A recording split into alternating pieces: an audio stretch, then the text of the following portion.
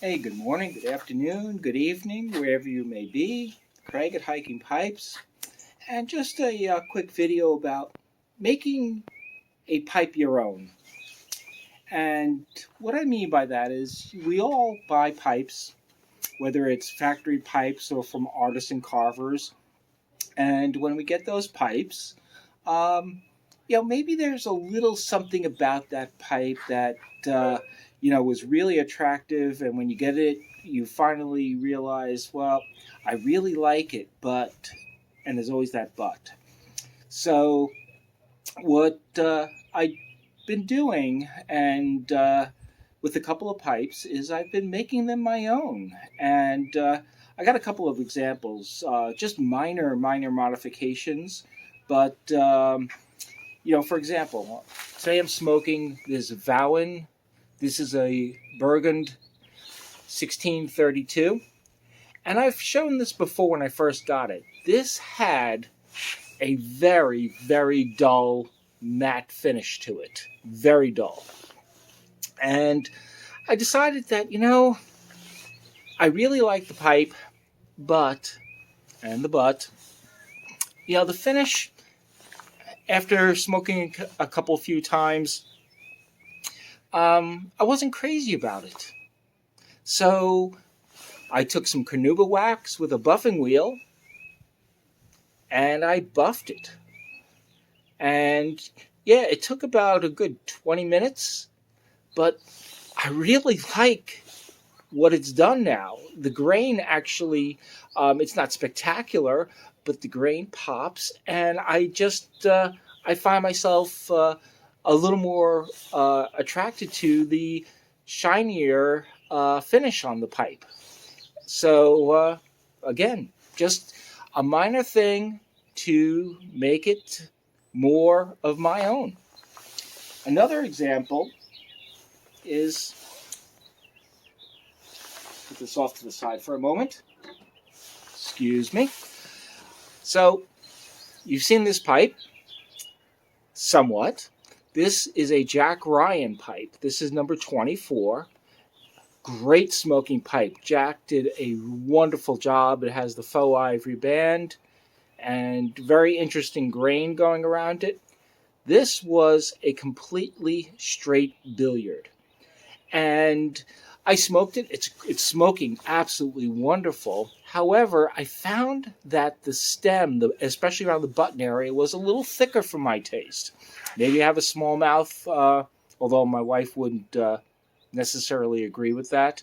But for me, the area around the button was just a little thick as it tapered down towards the button.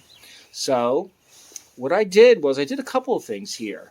I sanded down this area right in here and made it much thinner towards the button.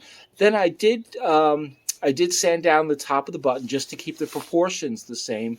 But you also notice this is no longer a straight billiard. I took a heat gun and I put an ever so slight bend into the stem. And to me, I think I just prefer pipes with a slight bend to them overall. And this still sits perfectly flat, so I didn't disrupt the integrity of it because Jack also made the base of the pipe very flat, so it actually sits very nicely. But between the tapering or the sanding down, making the area of the stem behind the button thinner, putting that ever so slight bend in it, it's just so much more comfortable. And again, it takes nothing away from the artisan or the craftsman or the design of the pipe. It's just when we each get our pipes and we find that we're all different and we like different feels and how things go, but there's nothing wrong with making small modifications. And I felt a little guilty, especially with this pipe, because again, this is an artisan pipe, and I have a lot of respect for artisans. But like I said, when I was smoking it, as good as it was smoking, and again, it was smoking good, um, it just wasn't as comfortable as I wanted it to be. And I was a little bit bummed about that. So, I took the risk, and as I started to contemplate making these modifications, I was like, what happens if I screw it up or whatever? Well, that's going to be on me. But I did it, and it turned out wonderful. I think now that I'm looking at it in the sunshine a little bit, and I did this in my garage under overhead lighting, um, I still have a little bit of buffing to do to take. I still see some micro scratches from the sanding work, so I'm gonna have to go back in there and just take the buffing. Not the buffing, but the I have micro mesh that ranges in grits from 1,000 up to 12,000. So I'm just going to redo a couple of very. You can see on here. You can see right here. It's a little bit. You can see some scratches there as well as right there.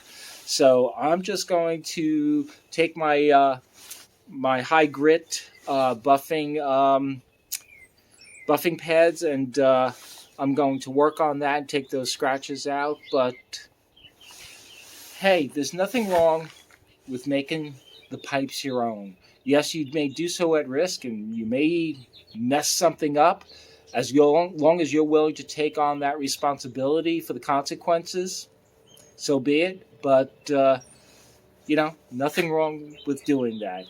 And I kind of received a little bit of interesting validation in my mind, at least. I was watching a video by Mike at Briar Blues yesterday. He had received a beautiful pipe from an artisan carver, and he talked about the fact that normally when he receives a pipe, he has to open up the airway a little bit, and he does some modifications. He was very happy with that particular pipe that he got yesterday, but it was interesting to hear him talk about that a lot of the time he has to make minor modifications to get a pipe to where he wants it, being the particularly white-haired gentleman that he is. So anyway, I just thought I'd put out this to the community saying that, hey, if there's something you aren't particularly 100% crazy about, and yes, some things require advanced skills and advanced techniques and advanced tools to perhaps do, but for something simple as, hey, I'm not crazy about that finish, not a hard thing to do. Little carnauba wax and a buffing wheel, I'm much happier with this. A heat gun, little sandpaper, and patience, hey, much, much happier with the pipe. So, again, these pipes are great, but if you get something that doesn't quite suit your need, hey, make it your own. It's okay. It works. With that, thanks very much. Be well, be safe, be good to one another, and we'll talk again soon. Take care for now. Bye-bye.